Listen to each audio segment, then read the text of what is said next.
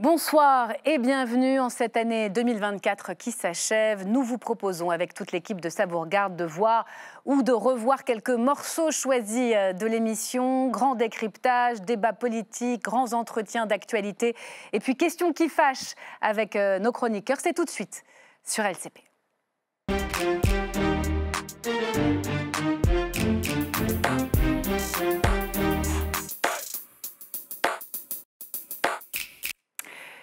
Tout est pardonné, ou presque. Emmanuel Macron et le roi Mohamed VI ont donc scellé la réconciliation entre la France et le Maroc. On va revenir ce soir sur ces 3 jours à Rabat de faste et de contrat, les images, les personnalités et surtout les actes pour réchauffer une relation diplomatique en froid depuis 6 ans. Peut-on parler de succès ce soir?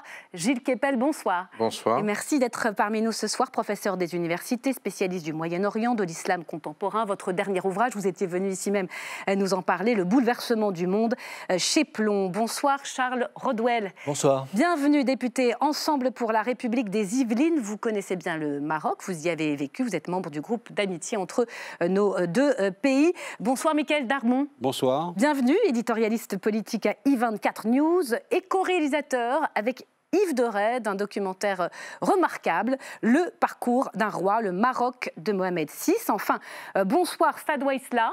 Bonsoir. Bienvenue à vous, journaliste à Jeune Afrique, spécialiste du Maghreb. Alors que faut-il retenir de cette visite d'État? C'est Bruno Donnet dans son récap qui nous plante le décor tout de suite.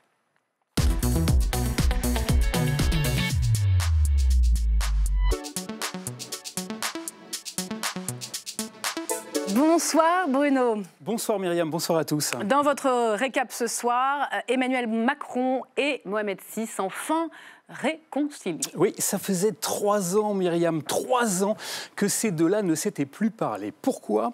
Eh bien parce que dans le conflit hautement géopolitique qui oppose le Maroc et l'Algérie sur l'épineux sujet du Sahara occidental, la France soutenait jusqu'ici plutôt l'Algérie. Seulement voilà, tout ça c'était avant qu'Emmanuel Macron ne change de pied et n'apporte son soutien au Maroc. Et je pense bien sûr en premier lieu au Sahara occidental. Pour la France, le présent et l'avenir de ce territoire s'inscrivent dans le cadre de la souveraineté marocaine. Applaudissements, standing ovation, tapis rouge. Mohamed VI a mis les petits plats dans les grands pour recevoir son nouvel ami Emmanuel Macron, qui a donc eu droit à la Mercedes limousine, au bain de foule et surtout à la signature d'accords économiques juteux pour la plus grande satisfaction de notre ministre de l'économie. La France est déjà très présente au Maroc. Après cette visite d'État, elle le sera encore davantage.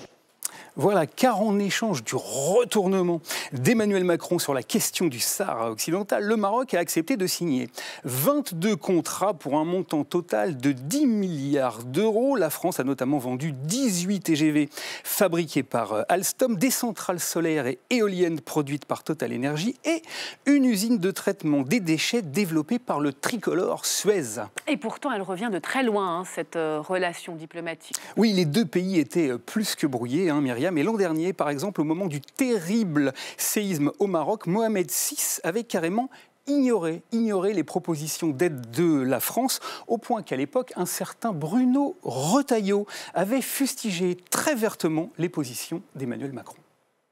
Ce silence opposé à la proposition d'aide de la France, c'est finalement le signe de l'échec de la politique africaine d'Emmanuel Macron.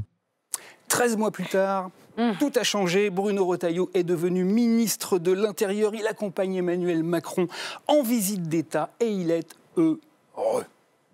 Je voudrais dire que l'amitié entre la France et le Maroc connaît un nouveau départ et je m'en réjouis. Voilà, alors réjouis, tout le monde l'est, enfin presque. Avant-hier, Emmanuel Macron et Mohamed VI ont signé une déclaration de partenariat d'exception renforcée. Seulement voilà, dans cette atmosphère guillerette, un homme a fait part de son profond mécontentement. Il s'appelle Abdelmadjid Tebboune, le président algérien furieux contre la France et ses déclarations à propos du Sahara occidental. À croire, Myriam, que pour solutionner une crise diplomatique, Emmanuel Macron est en train d'en ouvrir une nouvelle. Merci beaucoup Bruno Donnet. Gilles Kepel, est-ce que la phrase d'Emmanuel Macron qu'on vient d'entendre sur le Sahara occidental, souveraineté marocaine, c'est la plus importante, selon vous, de ce voyage. Est-ce que c'est un véritable tournant ? Ça avait déjà été annoncé avant, bien sûr, mais en effet, c'est un tournant géopolitique très important, puisque Paris avait cherché à maintenir un équilibre entre Alger et Rabat, à la fois pour des enjeux extérieurs et aussi pour des enjeux internes, puisque la relation entre la France d'un côté, le Maroc, l'Algérie, dans une certaine mesure la Tunisie aussi, voire la Turquie maintenant, est aussi très liée à la présence de très nombreux ressortissants originaires de ces pays. Et on a vu M. Retailleau, notamment, ce qui avait déclenché les crises, ça avait été le fait que les OQTF, c'est-à-dire les ordres de quitter le territoire français, étaient peu ou pas appliqués ou étaient gérés dans une relation de négociation complexe. On va y revenir sur l'immigration, mais sur le Sahara occidental, pour ceux qui, comme moi, ne connaissent pas assez bien ce dossier, qu'est-ce qui explique qu'il soit si disputé entre le Maroc et l'Algérie ? C'est un territoire donc, qui appartenait autrefois à l'Espagne, qui s'en est retiré dans une situation confuse, et qui a abouti à ce qu'une marche verte, à l'époque du règne de Hassan II, a amené des Marocains donc, dans la zone concernée.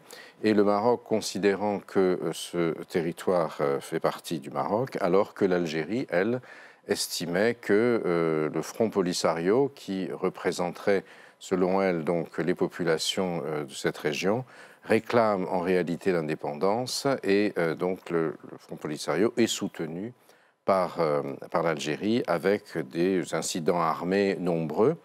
La France a tenu globalement une position de distance parce que les instances internationales avaient plutôt refusé le fait accompli marocain, qui était jugé comme tel, et favorisait les référendums d'autodétermination. C'est une affaire assez complexe.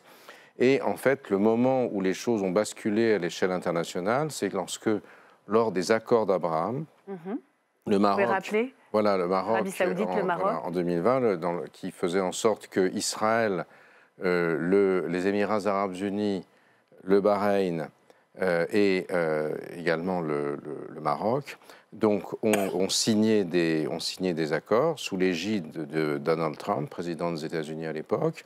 Et le Maroc a, d'une certaine manière, obtenu en échange de la reconnaissance d'Israël, la reconnaissance par les États-Unis de la marocanité du Sahara occidental. À partir de ce moment-là, le rapport de force a basculé et un certain nombre d'États européens qui étaient plutôt sur des positions, disons, neutres, donc considérées comme pas pro-marocaines par les Marocains, ont commencé à basculer. Et bien sûr, le principal enjeu, c'était la France, ancienne puissance coloniale, principalement avec l'Espagne au nord, mais surtout la France, et avec lesquelles les relations, évidemment, sont intenses, osmotiques, si vous voulez.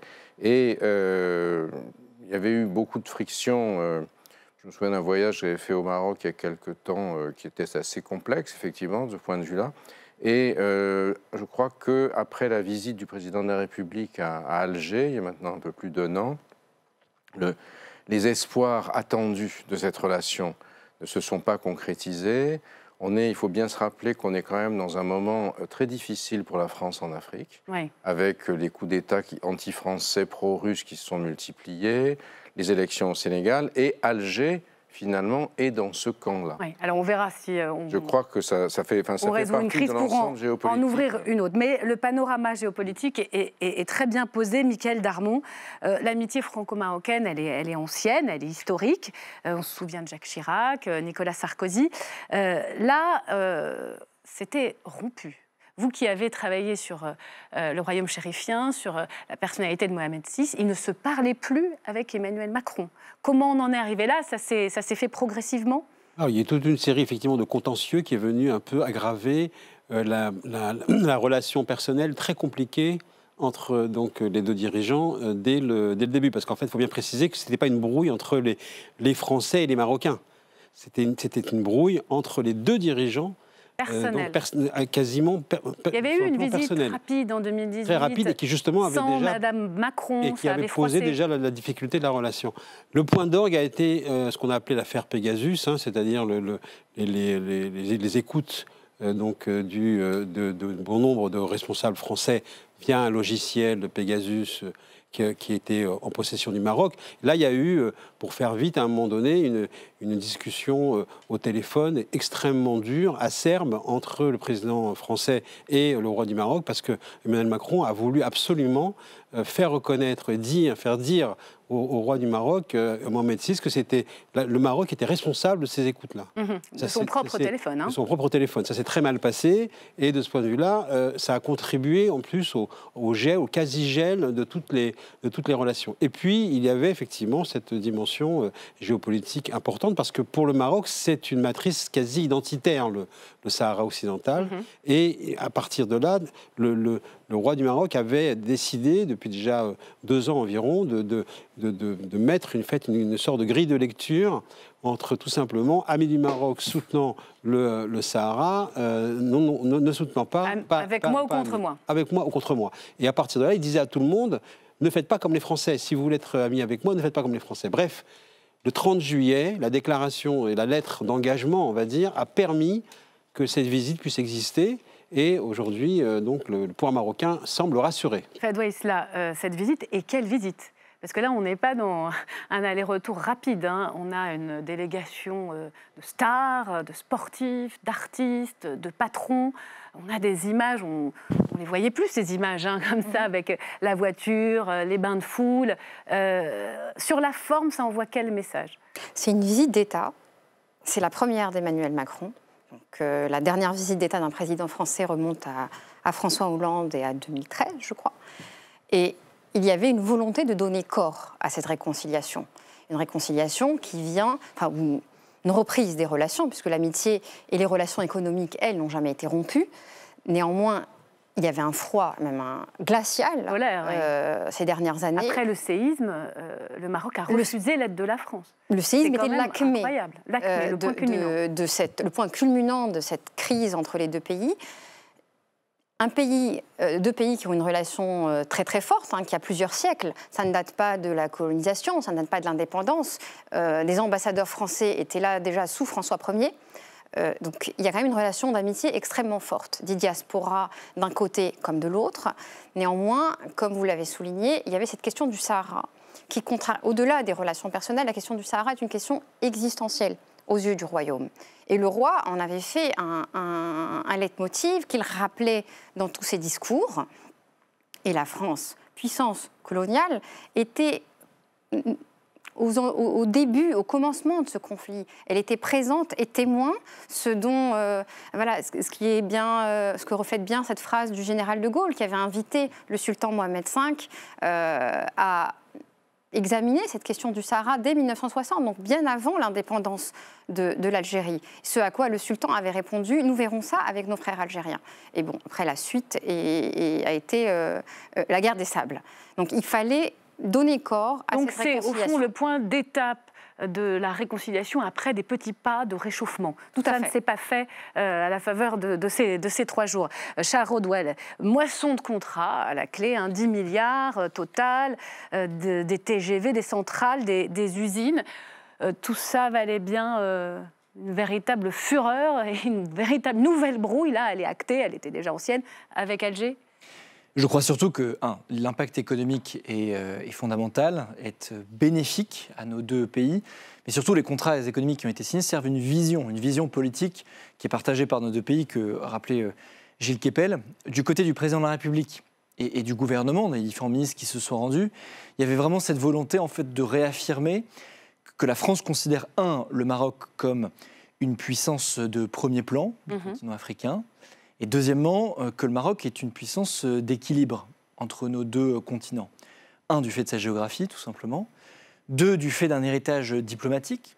L'un des événements marquants de ces dernières décennies, c'est par exemple que le Maroc a été longtemps exclu de l'Union africaine, et donc que le pays a dû se tourner vers d'autres nations et a construit cette position d'équilibre. Et les accords d'Abraham en sont, je crois, une bonne conclusion.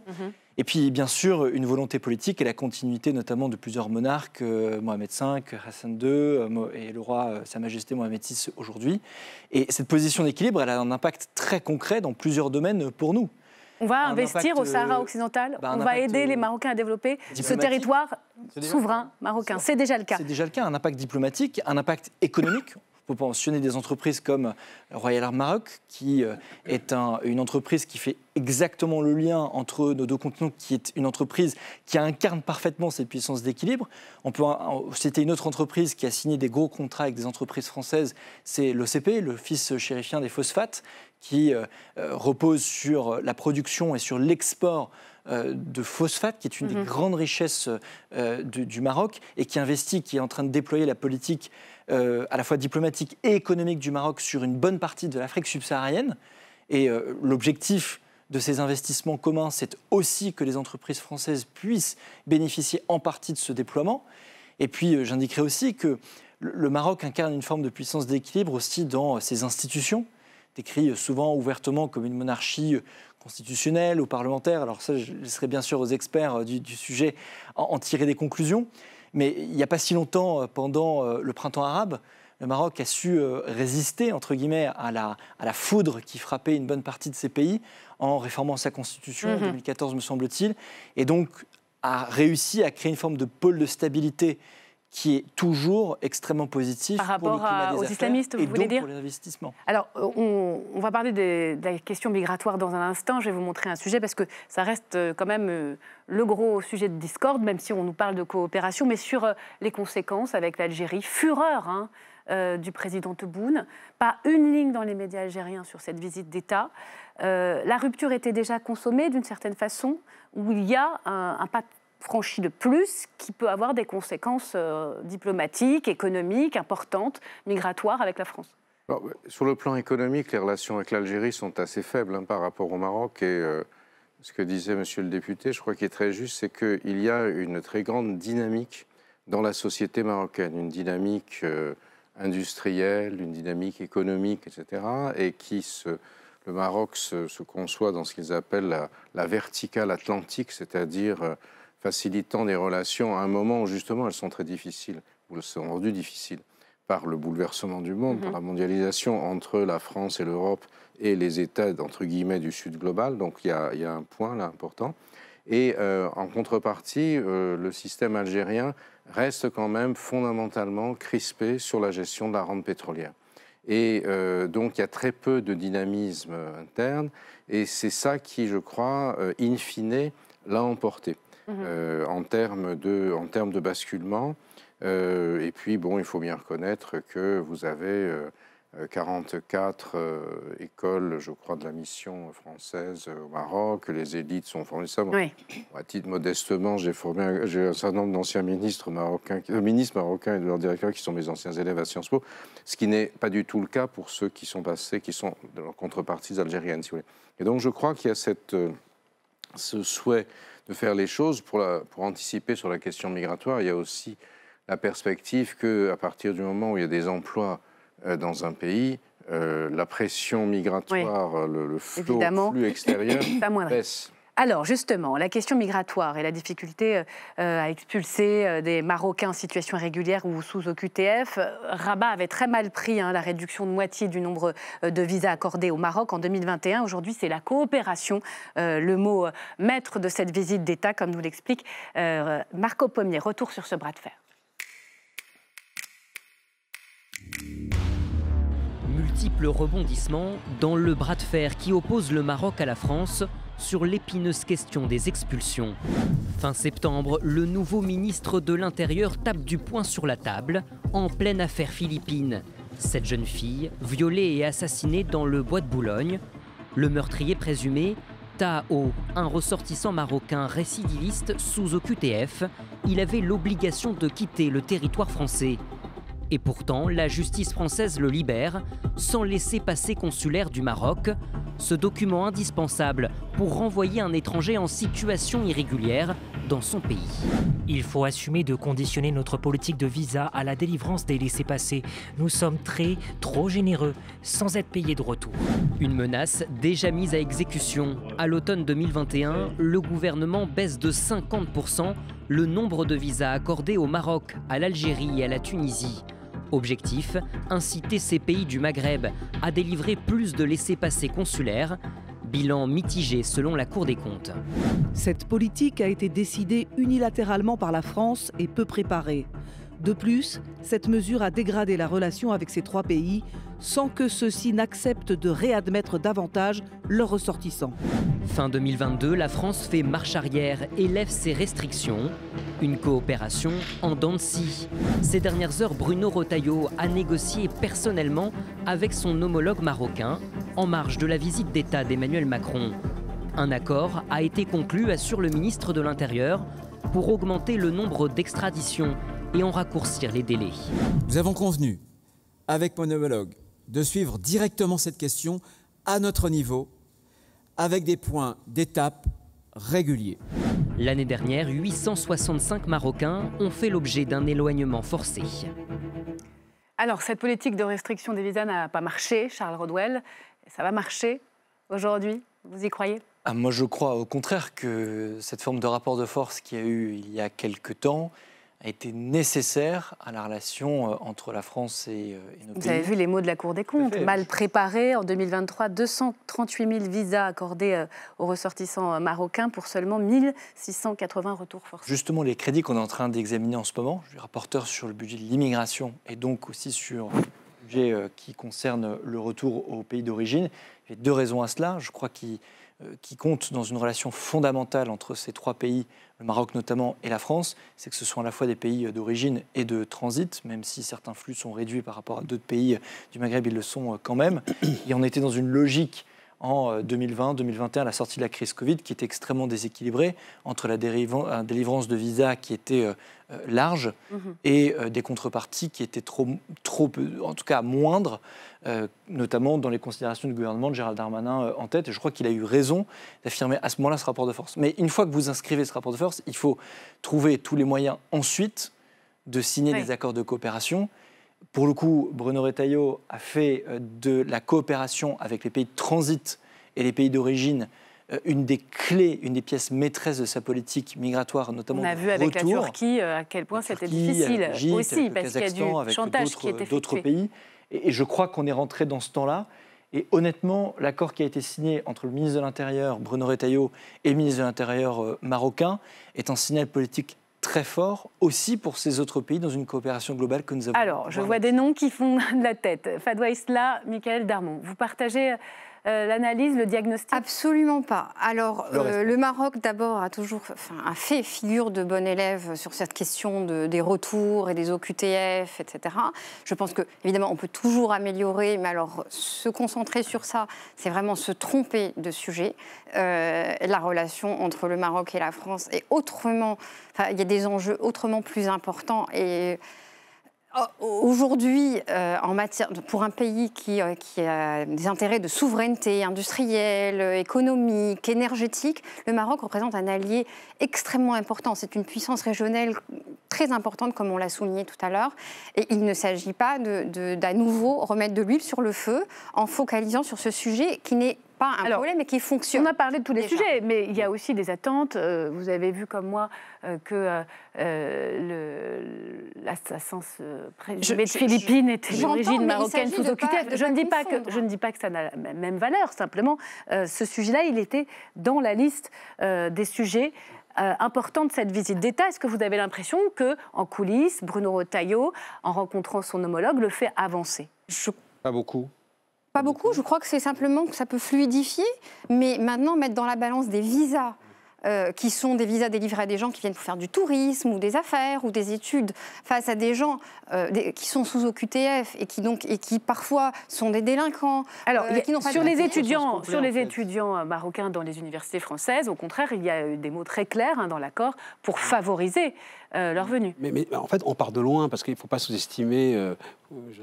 Monsieur le député dit que c'était une bonne politique, c'était une très mauvaise politique, parce qu'en fait, ça a laissé à la porte de la France les élites marocaines, tous ceux qui participent quotidiennement à la fluidité et à l'intensité de la relation entre ces 2 pays. Et de ce point de vue-là, ça, c'est pas du tout la bonne politique à mener. On l'a bien compris. Là, aujourd'hui, ce qu'on entend les mots de la part de Bruno Retailleau de l'accord annoncé, c'est un accord on va dire, de concertation, de baromètre, de point d'étape.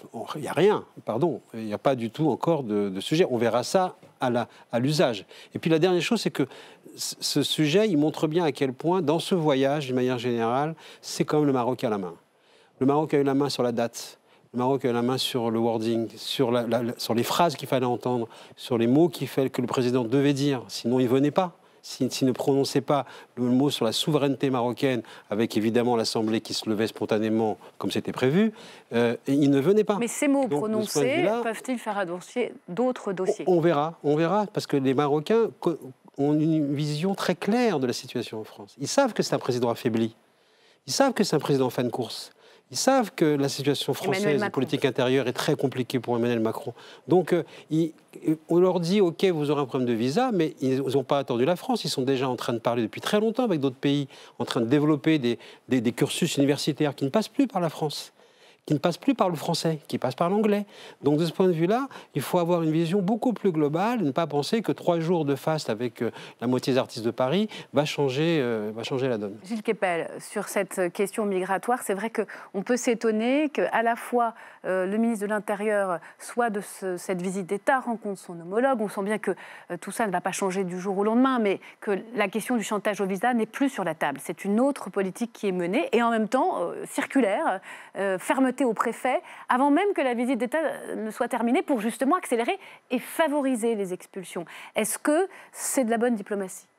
Il ne vous a pas échappé qu'il y avait une opinion publique française et que le Rassemblement national avait obtenu plus de 10 millions de voix aux dernières élections, avec une principale focalisation sur la question migratoire.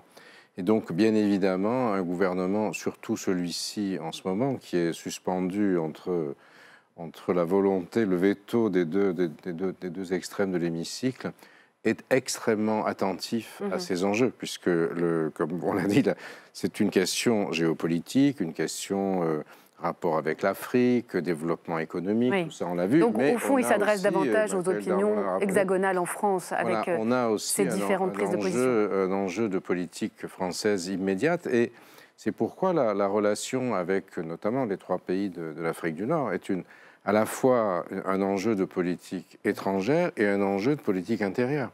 Et ça, c'est quelque chose qui est très frappant.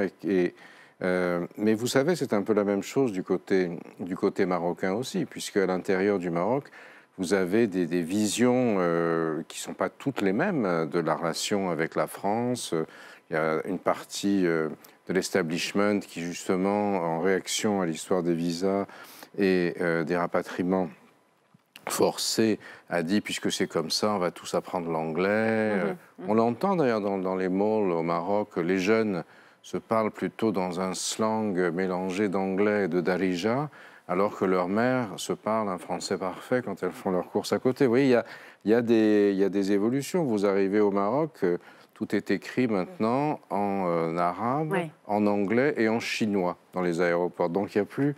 Enfin, dans les indications, les boutiques, ça c'est en français, mais donc les choses bougent. Alors, je vous demanderai un mot pour conclure sur cette visite. À votre avis, qu'est-ce qu'il restera et qu'est-ce que ça va changer avec ce petit bémol de la polémique Bellatar, parce que je voulais qu'on en dise un mot, on ne va pas s'éterniser, mais Yacine Bellatar, qui faisait partie de la délégation, c'est un humoristes qui a été condamné après avoir fait des menaces de mort. Fadwa Salah, à l'invitation donc d'Emmanuel Macron. Beaucoup de bruit pour rien, ou il y a un sujet, une maladresse? Moi, ça reste très anecdotique et c'est une question totalement, on va dire, franco-française et qui montre probablement des histoires de maladresse interne en termes de casting ou de protocole. D'ailleurs, je pense que même du point de vue marocain, je ne suis pas certaine qu'il ait sa place aux yeux des Marocains. Alors, ce que j'ai envie de retenir et ce qui restera de cette visite, c'est que... Emmanuel Macron, après avoir longtemps privilégié ses relations avec Alger, a choisi finalement de prendre le train de l'histoire, qui est le train de l'histoire et de l'avenir, qui est que le Maroc aujourd'hui est une puissance régionale. Le Maroc aujourd'hui offre une plateforme de production mondiale avec des accords de libre-échange. Il en a 55, donc ça permet de produire à 14 km de l'Europe à moindre coût avec de l'énergie décarbonée. Quand on sait ce que ça représente, on comprend qu'Emmanuel Macron a enfin mis les bonnes lunettes et que ce n'est pas pour les beaux yeux du Maroc qu'il est venu. Allez, je vous donnerai le mot de la fin. Politique et géopolitique. Alors, politique, on va laisser de côté, au fond, le côté bon plaisir de la délégation présidentielle, hein, voilà, qui aime bien montrer qu'il est encore dans la transgression, et ça n'a pas grand intérêt en réalité. Le sujet géopolitique, c'est effectivement que le Maroc vient tenter de sauver aussi la France, qui est en grande difficulté en Afrique, et qui peut effectivement éventuellement retrouver la main s'il continue à lire correctement ce qui se passe avec le Maroc. Donc le rapport de force a changé complètement pour vous. Merci infiniment pour ce grand décryptage et à très bientôt sur LCP, je l'espère. Si on vous invite Pierre-Henri Tavoyot, c'est pour tenter de comprendre ce qui nous divise et ce qui nous rassemble. Voulons-nous encore vivre ensemble, Pierre-Henri Tavoyot? C'est la question que vous posez dans votre dernier ouvrage. Vous y explorez d'abord les ressorts fragilisés de la vie commune, crise de l'autorité, désarroi de la fraternité, et puis les facteurs insidieux de séparation, les replis et les conflits.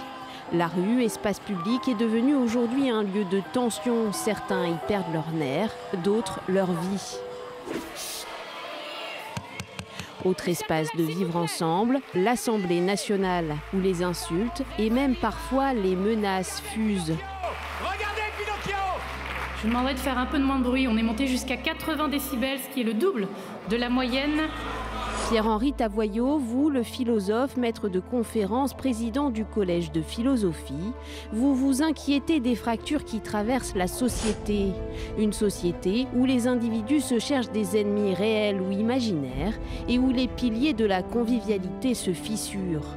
Alors, vous en appelez à l'idéal démocratique. La démocratie est le régime qui permet à tout le monde d'être adulte. C'est la grandeur. Mais c'est aussi le régime qui exige que nous le soyons tous, c'est la fragilité. Car les tentations de régression en enfance sont innombrables à l'âge de l'individu roi. Alors Pierre-Henri Tavoyot, vivre ensemble serait-il finalement réfréner nos égos? Alors, on va repartir du diagnostic que vous faites pour comprendre pourquoi finalement, ça n'est pas complètement désespérant, cette question. Il y a vraiment encore des raisons inquiets, mais pas désespérés, d'avoir du commun. Le diagnostic, c'est cette crise du commun que vous décrivez très, très précisément. Elle a plusieurs causes. Et d'abord, c'est la tentation de la solitude, considérablement accélérée par le Covid. Oui, c'est une tentation du repli, c'est-à-dire l'idée que la phase du Covid, ça a été l'idée qu'on s'est confiné, distanciation sociale. Et ce moment, je crois, était vraiment propice à une interrogation à la fois positive et négative, c'est de se dire, au fond, est-ce qu'on a vraiment besoin des autres? Parce qu'après tout, nous avons aujourd'hui plein de moyens de vivre sans les autres. Il y a le télétravail, il y a des ressources pour faire venir des repas chez soi. J'ose pas dire la marque, c'est pour ça que j'hésite. Il y a Netflix, il y a, du coup, j'ai dit la marque. Mais il y a plein de choses qui font qu'au fond, finalement, on n'a pas besoin des autres. Soit que ça soit en quelque sorte triomphant dans une forme de narcissisme, soit au contraire particulièrement déprimé. On parle même parfois d'une épidémie de solitude dans notre société d'individus, et ça, c'est à prendre vraiment très au sérieux. Ensuite, il y a la séduction de la guerre civile. Là, le mot est très fort, l'expression guerre des générations, guerre entre les sexes, les races, les civilisations. Nous sommes, écrivez-vous, aspirés par des scénarios de guerre civile dans un monde de plus en plus inquiétant. Le conflit et l'affrontement nous rassurent? Oui, c'est un peu paradoxal, mais c'est vrai qu'on vit dans un monde très complexe. Vous voyez les informations que vous diffusez, on a du mal à les mettre dans des grilles de lecture. On n'a pas de scénario, de grands récits, comme on disait jadis. Il y avait les idéologies, il y avait les religions, on n'a plus ça. Et donc, on est très tenté de mettre ça dans des cases qu'on connaît bien. Et la guerre est une case qu'on connaît bien. C'est-à-dire, dans une guerre, il y a les bons, en général nous, il faut bien le reconnaître, et puis il y a les méchants, les autres. Et donc, on y voit clair. Et donc, en quelque sorte, on est, pour comprendre le monde, aspiré par ce scénario de la guerre civile. Et donc, à force de le déclarer, ce scénario de la guerre civile, eh bien, en effet, les relations commencent à se tendre, relations intergénérationnelles. Parce que quand vous dites scénario, c'est les imaginaires, ce sont les représentations. Ce sont les représentations. Mais vous dites, attention, les représentations de conflictualité sont tellement fortes qu'elles pourraient finalement advenir dans la réalité? Oui, parce qu'on voit, par exemple, sur les relations hommes-femmes, on sent qu'on pourrait se dire, aujourd'hui, si on compare ça à la situation de relations hommes-femmes il y a 50 ans, on peut dire c'est plutôt mieux, quoi, enfin, d'être apaisé. Enfin, et au contraire, on a un sentiment que le truc se conflictualise. Je ne parle pas seulement de MeToo. MeToo est le backlash. C'est le backlash. Et donc, aux États-Unis, conservateurs et réactionnaires donc, contre les femmes. Cette affaire-là, on se dit, mais pourquoi, en fait, à force de prophétiser la guerre, en quelque sorte, ou d'expliquer nos relations par la guerre, vous voyez, se dire, au fond, les seuls rapports humains qui existent, c'est des rapports entre dominants et dominés, coupables et victimes. Alors, ça devient dangereux. Voilà, cette question du découpage, de la segmentation de la société en offensés, offensants. Il y a le rejet de l'altérité aussi dans les causes de cette crise du commun. Nous ne parvenons plus à renoncer à soi pour vivre avec les autres. On ne supporte plus le désaccord, c'est ça ? Oui, il y a deux choses. Alors, je vais utiliser un terme qui va faire bondir, mais pour vivre en société, il faut ce qu'on appelle une obéissance volontaire. Alors, évidemment, on se dit, mais c'est la servitude, c'est la domination, mais le mot obéir est assez intéressant, en fait. Ça vient du latin ob audire, qui signifie prêter l'oreille. Très intéressant. Je prête l'oreille. Je ne donne pas ma volonté, mais je prête l'oreille. Je prête l'oreille à quoi? Je prête l'oreille au fait qu'il y a des autres et qu'il y a du réel. Et donc, face aux autres et au du réel, je suis obligé de revenir un peu dans ma niche, enfin, de faire un pas de retrait. Et je pense que c'est la condition du commun. C'est-à-dire, effectivement, de se dire, c'est pas parce que je le vaux bien, je ne viens pas comme je suis, comme chez McDo. Ces deux slogans qui sont des slogans hyper modernes. Je le vaux bien, mais les autres le valent bien aussi. Hein, la règle d'or de la politesse, c'est après vous. Et on devrait en tirer des leçons, par exemple, même dans la rue, entre les vous avez les beaucoup de piétons. chapitres sur la civilité. La civilité, très qui traverse un très grand malaise, vous dites, dans nos sociétés démocratiques occidentales. Enfin, au cœur des sociétés démocratiques, il y a la haine de soi. Pour aimer, il faut s'aimer. Or, la société française, souvent qualifiée de patriarcale, raciste, islamophobe, ne s'aime plus à vos yeux. On en est là. Vous parlez même de mauvaise conscience démocratique.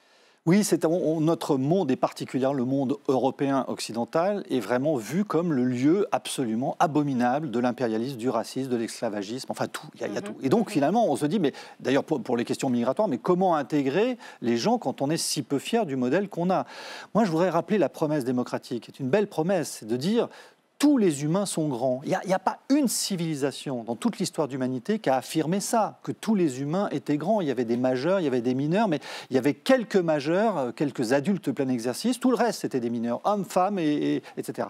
La civilisation démocratique nous dit tous les humains sont grands. Quelle que soit la couleur de peau, le genre. Les humains sont grands. Tous les humains peuvent grandir. Et puis cette promesse extraordinaire, nous pouvons grandir ensemble. Parce que, pourquoi? C'est très profond. C'est on ne peut pas grandir tout seul. Il y a deux manières de grandir. Soit on grandit en humiliant les autres, soit on grandit en faisant grandir les autres. Mais alors, qui l'alimente, la discorde? Qui a intérêt à ces guerres, pour l'instant, de nos représentations, du monde virtuel, qui, déjà, on le voit, bascule en réalité concrète? C'est quelque chose qui, j'allais dire, est inscrit en nous. Il faut vraiment, c'est pas, je fais pas des leçons. Parce que vous êtes quand même très très dur avec le mouvement wokiste. Oui, le mouvement, oui. Qu'il est à l'origine aussi de cette conflictualité, de cette dualité dominant-dominé. Il n'a rien fait pour lutter contre les discriminations? Si, je veux dire, là, il faut bien distinguer les choses. Le wokisme, si c'est simplement la lutte contre la discrimination, moi, je suis woke. Le wokisme, c'est pas ça. Le wokisme, c'est pas de dire je suis contre les discriminations, c'est de dire tout est discrimination. Un homme vous tient à la porte, vous laisse passer, c'est le patriarcat. Vous mangez une entrecôte, vous êtes pire qu'un nazi. Vous êtes dans une situation, vous dites la couleur de peau n'a aucune importance, ce qui est quand même la base de l'antiracisme spontanément. Eh bien, le woke dit non, vous êtes colorblind, vous êtes aveugle à la couleur, vous ne voyez pas les discriminations. Alors là, vous parlez vraiment de la frange la plus radicale des gens qui considèrent que c'est pas mal de déconstruire aussi un certain rapport de domination qui peut structurer la société. Mais voyez la vision du monde qu'il y a derrière, c'est-à-dire vous êtes soit dominant, soit dominé. Tout est discrimination. Et à partir du moment où tout est discrimination, il faut se réveiller, il faut le voir, et il faut lutter, il faut rentrer en guerre. Donc oui, le wokisme au sens très rigoureux du terme, celui-ci, est l'idéologie de la discorde. Et ça tend effectivement les relations. Si vous dites par ailleurs qu'il y a de la discrimination, certes, ça existe, il y a des tensions. Il peut y avoir un poids d'un passé colonial aussi. Oui, absolument. Il y a le passé colonial, il n'y a aucun problème. Mais il y a aussi de l'amour, il y a aussi de la solidarité, il y a aussi de l'amitié, il y a aussi de la sexualité qui n'est pas violente. Ça existe. Voilà. Je crois même que c'est la majorité. Si on regarde les enquêtes récentes de l'INSERM sur la sexualité, on voit que les choses vont plutôt bien. Oui, les Français sont assez satisfaits de leur situation sexuelle. Et la renouvellent complètement, notamment les femmes. Et absolument, c'est plus ouvert. Et quand il y a un problème, la réponse est on en discute avec son partenaire. Donc franchement, là-dessus, il y a plutôt des bonnes raisons de se réjouir, si je puis dire. Pour éviter le tous contre tous, vous faites appel aux piliers de la convivialité. Et vous nous dites que tout n'est pas perdu. Alors quels sont ces liens très très concrets que fabrique la société et qui fait que finalement on peut encore? C'était la question vivre ensemble aujourd'hui. Je pense que dans chacun de ces piliers, donc il y a le repas, il y a le couple, il y a la sexualité, il y a le débat, voilà, ce qu'on fait, il y a le travail, il y a les interrogations spirituelles. Donc il y a toute une série de... C'est vrai qu'on sent que les choses se tendent, mais quand on creuse un peu, il y a du solide. Par exemple, typiquement le repas. Moi, si vous voulez, l'intention de ce livre, à la base, c'est de se dire nous allons aller vers les repas de famille de fin d'année. Essayons que ça se passe bien. Ça ne veut pas dire qu'on sera tous d'accord, mais évitons que les choses s'enveniment. Essayons d'apporter sur chacun des sujets qui fâchent, je crois que c'est le titre de votre émission juste après, eh bien, sur chacun de ces sujets, on est plutôt des arguments que des insultes. Et je pense que sur tous les sujets, relations entre les sexes, travail, on peut trouver des éléments. Le travail, c'est vraiment, vous voyez, le télétravail aujourd'hui, c'est le désir de travailler surtout ensemble. La question du Alors lien justement, grandir et faire grandir ensemble nos enfants, notre société, pour vous, c'est la seule perspective qu'il faut absolument préserver cette vie commune en démocratie. Et vous avez une sorte de figure d'importance qui s'appelle l'adulte. La démocratie, c'est la civilisation des grandes personnes. Qu'est-ce que ça veut dire? Ça veut dire effectivement que, vous voyez, vous prenez toute l'histoire de l'humanité. Dans l'histoire de l'humanité, il y avait quelques grandes personnes de plein exercice et tous les autres, c'était des petits. Notamment les femmes, mineures. C'est pas tellement la domination de l'homme sur la femme qui compte, c'est le fait que la femme a toujours été un moindre mal, une mineure dans son histoire. Et ce qui s'est passé depuis 50 ans, c'est quand même un truc révolutionnaire, c'est que la femme est devenue un adulte comme un autre. Et ça bouleverse tout. Et cette civilisation de la démocratie, alors elle met du temps à se réaliser, parce que la démocratie existe plus longtemps. Elle a mis très longtemps à admettre que les femmes étaient des majeurs, des adultes de plein exercice. C'est ça, la promesse démocratique. Ouais. Tout le monde est adulte, et ça engage beaucoup de choses. Être adulte, souvent on dit, une question d'ailleurs qu'on peut poser à table pour les fêtes, justement, à quel moment êtes-vous devenu adulte? Voilà. Quelle est Personne ne dira à 18 ans. Mais tout le monde aura une petite histoire, quelque chose à raconter de très personnel qui dit « Tiens, à ce moment-là, c'est vrai que souvent, c'est la naissance du premier enfant. La reconnaissance de l'autre. Etc. Et c'est le moment où on se dit « Je deviens adulte en faisant grandir les autres. » C'est ça la promesse. Je grandis en faisant grandir les autres. Je voudrais vous faire réagir en fin d'interview à ce qu'on a appris hier, l'arrestation de Boualem Sansal. Je suis sûre que vous avez lu cet écrivain franco-algérien de 75 ans, multiprimé en France, qui, selon plusieurs médias, a été arrêté à l'aéroport d'Alger en provenance de Paris. C'est très difficile aujourd'hui de se dire que peut-être il ne pourra pas revenir. C'est terrifiant. Quelle est votre réaction? Non, c'est terrifiant, c'est une nouvelle... terrifiante. Enfin, on se dit, voilà, c'est un grand intellectuel, c'est un grand écrivain, c'est une personnalité courageuse. Mais comment se fait-il que de l'autre côté de la Méditerranée, on puisse être à ce point aveuglé? C'est affligeant. Enfin, moi, je suis vraiment bouleversé et scandalisé. Et c'est vrai que le soutien doit s'organiser impérativement. Je vois que Emmanuel Macron a déjà réagi. Il est très connu pour sa liberté de penser, et notamment contre le pouvoir algérien et contre il connaît de l'intérieur, l'intégrisme religieux. Votre dernier chapitre, c'est « A-t-on besoin d'une religion pour vivre ensemble ?» Ma réponse est non, parce que la religion à la fois unit et divise. Mais je pense, et c'est vraiment une conviction très profondément ancrée, qu'on a besoin de laïcité pour vivre ensemble. C'est la clé, surtout aujourd'hui, dans un monde où effectivement il y a une pluralité de religions ou de non-religions, de croyances de tout type, d'athéisme. La laïcité, c'est vraiment le pilier, et je pense que c'est ça qui doit vraiment nous permettre de fonder ce vivre en commun. Je préfère cette expression. Vivre en commun. Merci Pierre-Henri Tavoyot. Voulons-nous encore vivre ensemble? Vous avez compris la réponse, c'est oui, à condition de s'en donner les moyens. Supprimer un jour férié, la petite musique prospère depuis quelques jours à l'heure où l'exécutif est en quête d'économie. Des parlementaires plaident pour la création d'une deuxième journée de solidarité et des ministres n'ont pas fermé la porte. C'est une proposition très intéressante qu'on instruit, qu'il faut regarder de près pour une raison que vous connaissez bien. En France, on travaille moins que dans les autres pays. Faut-il y voir une alternative aux mesures décriées, comme le coup de rabot sur les allègements de charges ou encore le report de l'indexation des retraites? C'est tout l'enjeu du débat, car la mesure permettrait de dégager 2,4 milliards d'euros, selon un rapport des sénateurs. L'idée, c'est que l'effort soit réparti sur tout le monde, sur l'entreprise, sur les salariés. La journée de solidarité est créée en 2004 par le gouvernement Raffarin avec le lundi Pentecôte. Une journée travaillée mais non payée par les salariés. À l'époque, la mesure faisait débat. Je vois aucune objection. C'est quelque chose qu'on nous a donné, je vois pas pourquoi on le retirerait, quoi. Mais aujourd'hui, la perspective d'une telle mesure se heurte à l'hostilité des syndicats.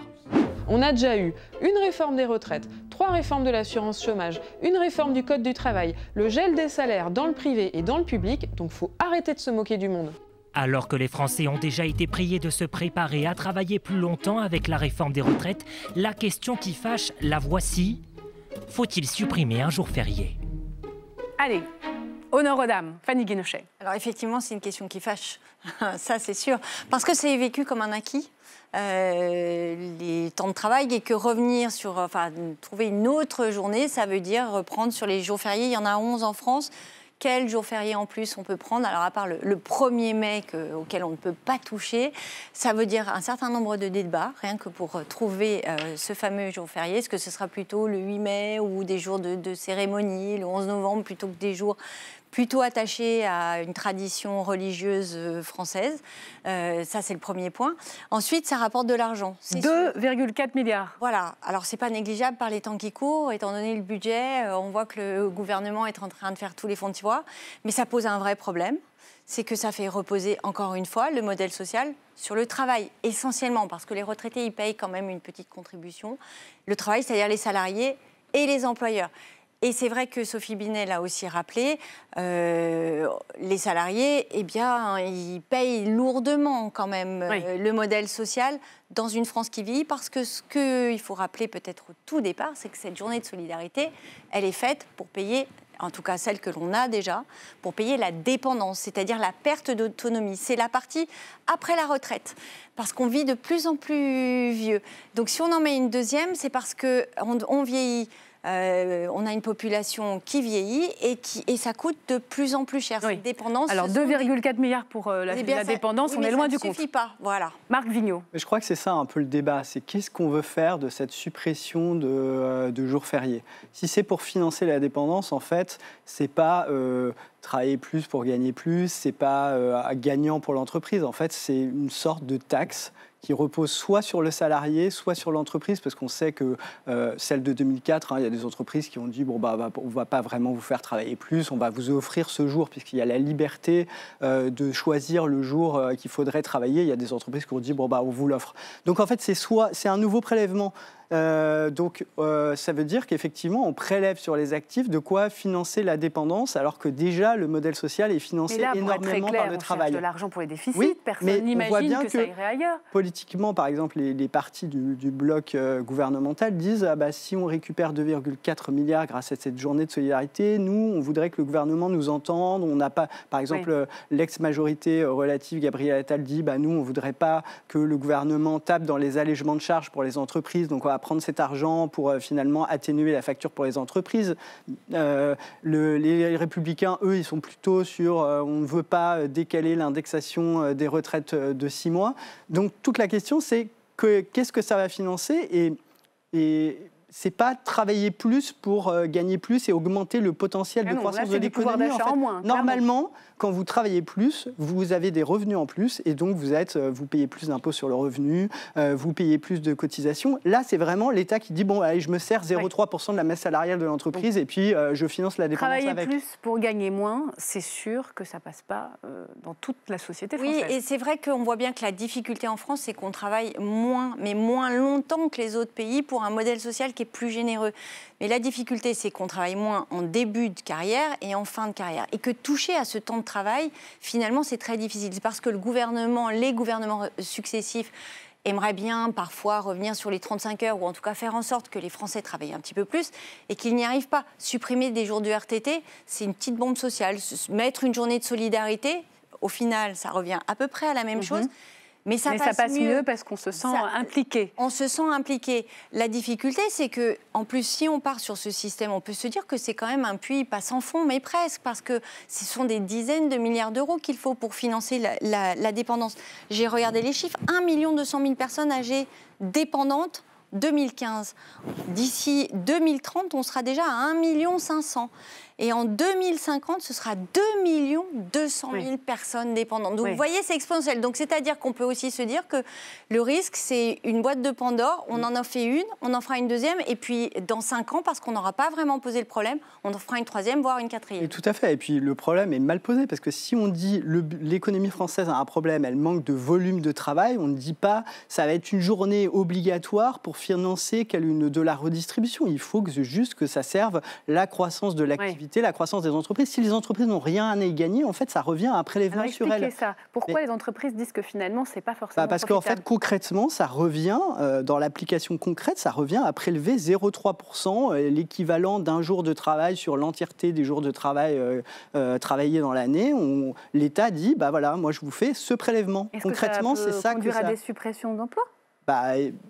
Enfin, en tout cas, ça alourdit le coût du travail. Et en plus, si on veut tuer dans l'œuf l'idée qu'il faut que les Français travaillent plus, si on leur dit vous allez travailler, mais vous allez le faire gratuitement et ça ne va pas être un deal dans les branches professionnelles, dans les secteurs professionnels ou dans votre entreprise, c'est quand même la meilleure façon de le faire. Et du coup, on part sur l'idée, est-ce qu'il faut travailler plus ? Le ministre de l'économie, Antoine Armand, a dit il faut qu'on pose la question, travailler plus, ça peut passer par ce jour de solidarité, ça peut passer par d'autres moyens. Quand on dit qu'il faut travailler plus, ce n'est pas à la schlag, il faut que les Français qui sont déjà au travail travaillent plus. Férié, on est payé 10% de plus. Donc là, c'est le contraire. Et il faut que les Français, collectivement, qu'on arrive à mettre plus de personnes au travail. Et ça passe par quoi ? Comme le disait très bien Fanny, par le fait que les jeunes ne se retrouvent pas sans formation, ni en études, ni en emploi, ni en formation très jeunes. C'est augmenter le taux d'emploi des seniors, c'est-à-dire essayer de les faire travailler un peu plus longtemps. Et donc ça passe par le relèvement de l'âge de départ à la retraite, mais aussi d'un changement de culture des entreprises pour les garder plus longtemps. Et donc, en fait, on mélange un peu tout. Et si on commence à dire aux Français, travaillez plus, comme ça... Ça devient un peu anxiogène pour tout le monde. Ça devient anxiogène. Vous avez le mot de la fin, Fanny Guinochet. Pour le coup, le seul point positif qu'il y a quand même dans cette idée, c'est de se dire que quand même, on se soucie de la dépendance. Et c'est vrai qu'on a quand même créé une branche supplémentaire dans la sécurité sociale en se disant, il faut quand même se traiter. Et l'argent du jour de solidarité bien fléché vers la dépendance. Vers la dépendance, c'est-à-dire les EHPAD, ça parle à tout le monde. On sait combien la vie dans les EHPAD est difficile et on manque d'argent. Ça va vers l'autonomie, vers le handicap. Donc ça, c'est quand même, il faudrait qu'on trouve. Et c'est encore les actifs en emploi qui vont régler la facture. En un mot, oui, non. Aucune chance de survie ? Oui, non. Ça a une chance de survie, puisqu'il y a plusieurs parlementaires. Parce qu'on n'a pas encore entendu tous les ministres. Oui, je pense Laurent que Saint-Martin est favorable pour le budget. On verra les arbitrages. Merci. Et moi, je vous retrouve demain soir, même lieu, même heure. Très belle soirée sur LCP.